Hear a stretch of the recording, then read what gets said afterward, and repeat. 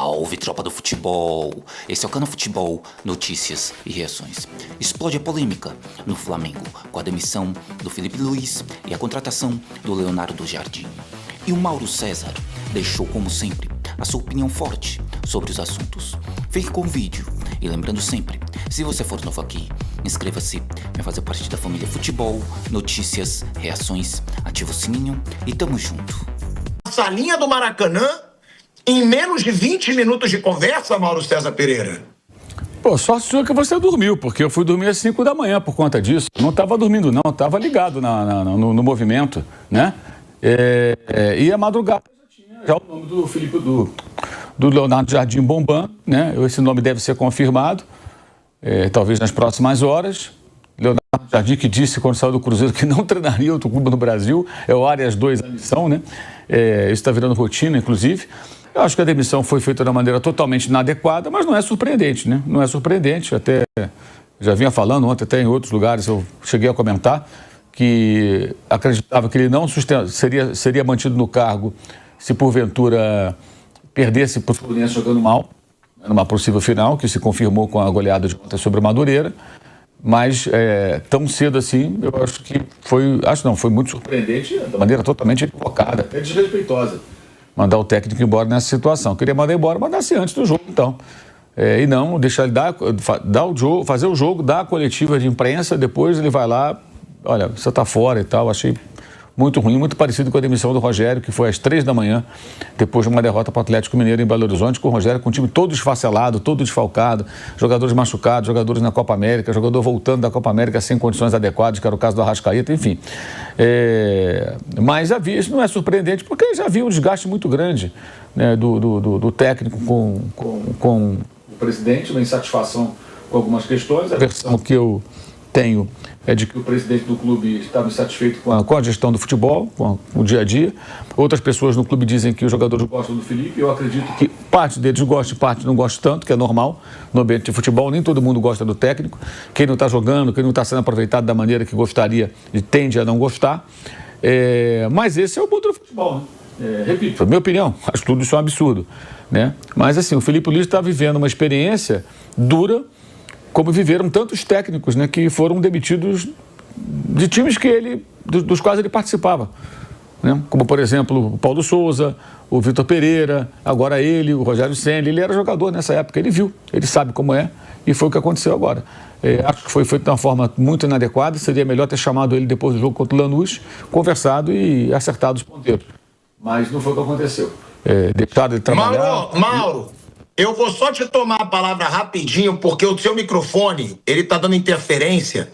A gente vai pedir para a técnica para arrumar, né? Vem percebendo que se você tá indo na direção errada, tem que trocar depois do cara ser campeão de tudo, Mauro. Agora eu acho que o seu microfone tá ok. Assim, justificativa, né? Cara, dirigente quando quer trocar o comando técnico, ele troca. Ponto final. A questão é... Assim, não faz muito sentido, não é muito correto, me parece, muito adequado, né, muito respeitoso você mandar o cara embora numa situação como essa. Havia já um desgaste, isso aí é evidente, esse desgaste vem de longe. O Felipe não era o técnico do BAP nem do Boto, né? Aí quando o BAP ganhou a eleição, contratou o Boto, veio aquele papo de que não, o Boto escolheu ficar com o Felipe. Como é que ele ia mandar o Felipe embora, campeão da Copa do Brasil semanas antes? Não ia poder mandar embora, ficaram com ele. Ele continuou com aquele contrato, o Flamengo procura o Felipe para fazer uma renovação de contrato depois da derrota contra o Central Córdoba e o Felipe não quis, deixou a coisa rolar. Ele jogou com tudo ou nada. Se eu ganhar os títulos, eu faço um acordo muito melhor para mim. Correto, é um direito que ele tinha e ele o exerceu. Seguimos, né? Ao longo do ano, altos e baixos, tudo, até que o Flamengo se acertou, ganhou os títulos, foi campeão. Vamos renovar o contrato. Começa a renovar o contrato, a discussão era com o Felipe. No meio do processo, o Felipe traz o empresário Jorge Mendes e, lógico, a negociação fica um pouco mais complexa. Põe o valor do contrato lá no alto. Há um impasse, uma dificuldade, momentos assim de estagnação e o desgaste aumentando. Houve um determinado momento que o presidente do clube já estava decidido a praticamente jogar a toalha, não renovar o contrato, partir para um outro nome. Nesse momento aí, obviamente, já tinha sondado outros nomes, já começou a mapear o mercado, óbvio, porque ele sabia que poderia não ter renovação. Até que de uma hora para outra, uma madrugada aqui no Brasil, manhã na Europa, já que o Felipe estava na Europa e o português José Bruto também, eles chegaram num consenso e o contrato foi renovado. O Felipe passa a ganhar um salário altíssimo, vai para um patamar de um dos técnicos mais bem pagos do Brasil. Automaticamente a cobrança sobre ele aumenta. E aí começa o ano muito mal. O ano começa mal, há uma insatisfação óbvia porque o BAP cobrou a escalação de um time com profissionais, embora não tenha sido time titular, contra o Vasco, depois do fiasco dos garotos da base nos primeiros jogos, que foi aquela discussão do planejamento, é certo, errado, etc. e tal. Isso já gerou desgaste. Nas últimas semanas, com os maus resultados, a cobrança nos diálogos que eram frequentes, BAP, Buto e o Felipe, ela passou a ser mais dura. Depois do jogo contra o Lanús, antes da primeira partida com o Madureira, houve a ida do presidente até o CT para conversar também com os jogadores, né? E a conversa foi uma conversa mais dura, né? Com cobrança. E tudo isso foi minando. Aí as entrevistas de Felipe também não eram boas. Chegou a dizer depois do jogo passado contra o Lanús que foi uma grande atuação. Ontem na coletiva até ele tentou meio que corrigir isso, né? Não se expressou acho que muito bem. Enfim, houve um desgaste muito grande durante todo esse período. E, surpreendentemente, a demissão aconteceu agora. Repito o que eu falei. Eu imaginava que ele fosse cair se domingo perdesse para o Fluminense jogando mal. Jogando bem, talvez até permanecesse. Mas a situação estava ainda pior do ponto de vista do desgaste entre o presidente e o técnico. E ele resolveu mudar. A versão do BAP, tá? A versão do BAP é que havia problemas, né, dentro do clube. Havia as coisas não caminhavam bem e que era necessário mudar. E por isso ele mudou. E foi o que aconteceu. Felipe foi demitido, acho que foi, repito, uma demissão desrespeitosa, feita de uma maneira totalmente inadequada, mas isso aí é o futebol, é assim o futebol. E o Rodrigo Matos traz hoje uma informação de que, segundo ele, no UOL, o BAP teria ficado sabendo há alguns dias que o Felipe teria conversado com o grupo que controla o Chelsea, né, durante o período de discussão de renovação de contrato, que isso teria desagradado, né? Isso não teria agradado o presidente do Flamengo quando soube disso. Mas só que não seria para o Chelsea, seria para o Strasbourg, né? Até porque o técnico do Strasbourg, que era o Rosselló, foi para o Chelsea. São do mesmo dono, né? O mesmo grupo que controla esses clubes. E, bem, o BAP não se manifestou sobre isso, né? Enfim, é uma questão até que bota mais pimenta nessa situação. Mas, assim, não tem muito o que falar, não. Você já falou tudo aí. Uma demissão injusta, de uma maneira inadequada. Agora, o time vinha mal.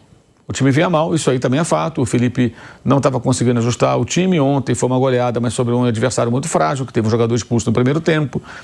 O trabalho do Felipe apresentava problemas, sim. Isso aí é um fato também, a gente não pode ignorar. Acho que o questionamento, a cobrança, ela era inerente a esse momento. Mas entendo que deveriam ter seguido com ele mais um tempo, dado mais uma oportunidade. Só que quando chega nesse ponto é porque é uma total incompatibilidade. Quem tem o poder, tem a caneta, demite. Como acontece nas empresas. Fala-se muito que esses dirigentes do Flamengo de 12, 13 anos para cá vieram do mundo corporativo e tal. Isso aí é o mundo corporativo. O mundo corporativo é isso aí. É daí para pior o que acontece nas empresas. Direto, é o que mais acontece, em diferentes ramos de atividade. E no futebol não é diferente. Agora, o Leonardo Jardim deverá ser anunciado. Ele já mandou recado, digamos assim, não ele exatamente, mas pessoas que trabalham com ele, por intermédio de alguns jornalistas, na semana passada, quando começou a circular a informação, que ela vem assim, de graça, do nada, né? Leonardo Jardim já está disposto a voltar a trabalhar e tal. Quem é que passa isso? Não é o próprio Leonardo Jardim, gente que trabalha, empresário, assessor, gente, parente, amigo, passa para os repórteres que jogam isso aí na mídia. Ou seja, é quase um anúncio classificado, né? Os parceiros fazem isso, né? Aí vai lá e joga o nome. O cara já está na pista aí e já vinha conversando, tudo indica, com o Flamengo já há algum tempo. Há quem diga até que essas conversas teriam tido o primeiro contato durante o processo de renovação do Felipe Luiz, que acabou acontecendo, quando houve especialmente aquele entrave que quase não renovou o contrato. Então é isso. Domingo o Flamengo já deve ter o Leonardo Jardim à beira do campo. Como é que o elenco vai reagir? Eu acredito no seguinte: eu não acredito que o elenco é isso, o elenco é aquilo. Eu acredito que vários jogadores gostavam do Felipe e outros talvez não gostassem. Essa unanimidade é uma coisa meio pueril até.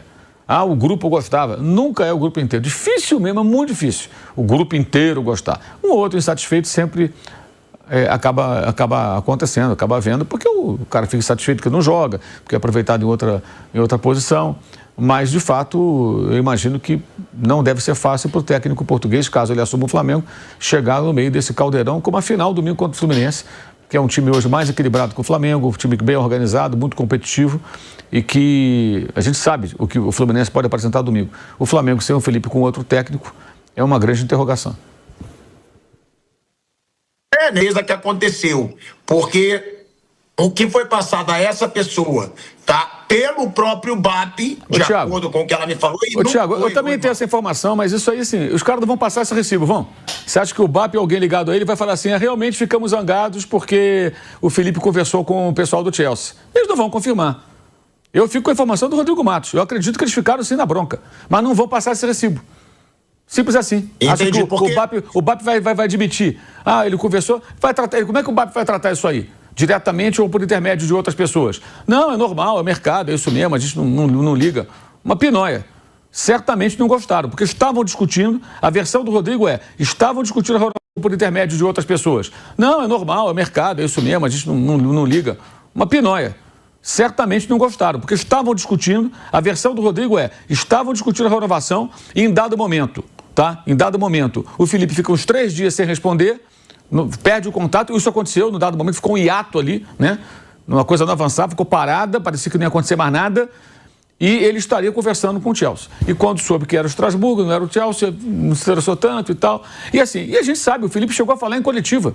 Ele chegou a falar em coletiva que, não, do sonho de trabalhar na Europa e tudo mais. Ele tinha esse sonho. Como o Boto já falou que lá em Portugal, não, eu só quero ficar mais um ano no Brasil. Falou em Portugal lá. O que eu estranho é ser só o Felipe que seja o alvo e não o Boto também. O alvo do presidente. O alvo, não digo que o Boto tenha que ser demitido, não, é problema do BAP. Mas assim, o Felipe é demitido e o Boto continua empoderado. O Boto é gestor do departamento, era o chefe do Felipe. Se as coisas não caminham bem, a responsabilidade também é do Boto. Não é só do Felipe. Essa é a questão. Eu já questionei, inclusive, o Flamengo sobre isso. Estou questionando sobre isso. Eu acho estranho. Então, o Felipe é o único responsável. O Boto não tem nada com isso. Está tudo bem. O Boto é o chefe, ele é o gestor, que, aliás, contratou basicamente jogadores caros ao estilo Marcos Braz. Não fez nenhuma contratação diferente, nenhuma sacada de mercado. A única tentativa foi o Juninho, que não deu certo, agora o André, o goleiro, que veio do Gil Vicente. Mais nada. Nem esse perfil do cara que é o homem do scout, que observa o mercado, isso também não aconteceu. Ele tem um viés técnico, foi treinador, vai discutir com o técnico sobre questões de jogo, modelo de jogo e tal, estratégia, tática, etc e tal. Aconteceu? Não parece. Pelo menos não parece que tenha acontecido com uma certa profundidade. Então tem isso também. E quem colocou o Boto foi o BAP. Então tá todo mundo nisso aí. Não dá para colocar toda a responsabilidade no Felipe? Que é isso? Então é só o Felipe que é o responsável? O chefe imediato dele. E o chefe do chefe, que foi quem contratou todo mundo. Enfim, essa é a questão. Só que quem tem o poder para decidir é o presidente do clube. Agora, eu duvido, Eudó, que eles vão concorrer, que eles vão chancelar essa informação. Eles não vão digamos, passar esse recibo. Não, ficamos zangados. Mas claro que se isso aconteceu, ficaram zangados. Normal que fiquem zangados. Estamos conversando para renovar, o cara está discutindo com outro clube agora? Claro que ficam. Claro que fica. É normal que fique. É normal que fique. E a mesma coisa, o técnico, se ele ficasse sabendo que o Flamengo estava negociando com ele e ao mesmo tempo falando com outro treinador, o técnico não ficaria na bronca? Claro que ficaria. Pô, tá negociando comigo, tá falando com outro cara, pô. Né?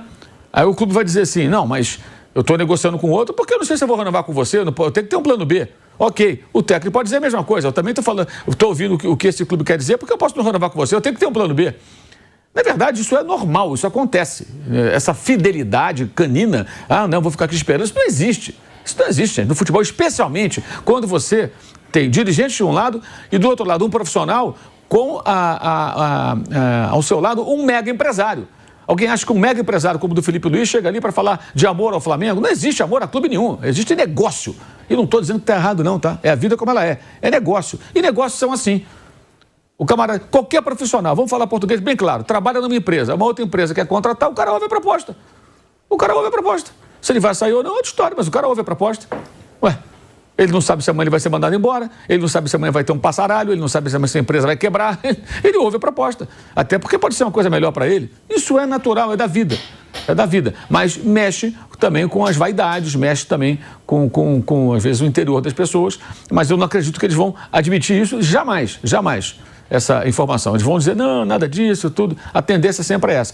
Assim, e vão falar em off, não vão falar, dificilmente vão falar publicamente em on, vão falar em off. Como falaram para mim também aqui, não, isso aí não pesou. Eu, sinceramente, tenho enormes dúvidas quanto a isso.